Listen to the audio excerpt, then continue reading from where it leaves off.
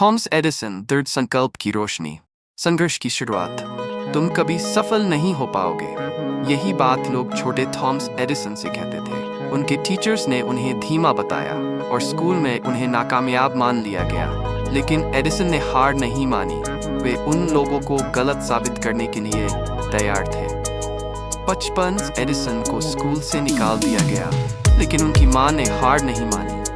उन्होंने एडिसन को घर पर पढ़ाना शुरू किया और उनकी जिज्ञासा को बढ़ावा दिया। एडिसन हर चीज को अलग करके ये जानने की कोशिश करते कि वह काम कैसे करती है। यही आदत उनके आविष्कारों की नींव बनी। असफलताओं का दौर। जैसे जैसे वे बड़े हुए, उनकी रुचि प्रयोगों में बढ़ती गई। उनका सबसे बड़ा सपना था एक ऐसा बल्ब बनाना जो लंबे समय तक चल सके। उन्होंने एक के बाद एक प्रयोग किए, लेकिन हर बार असफलता ही मिली।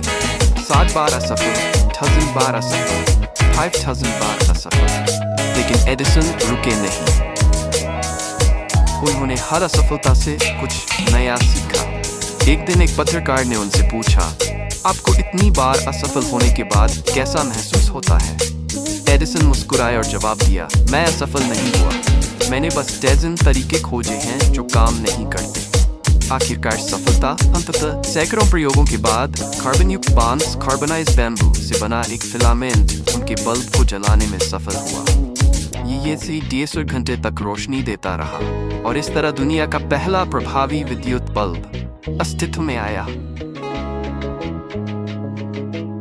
एडिसन के इस आविष्कार ने पूरी दुनिया बदल दी। अब मोमबत्तियों और तेल के दियों की जगह विद्युत रोशनी ने ले ली। उनके इस जज्बे ने उन्हें 10 से अधिक पेटेंट्स दिलाए और वे इतिहास के सबसे महान आविष्कारकों में शामिल हो गए।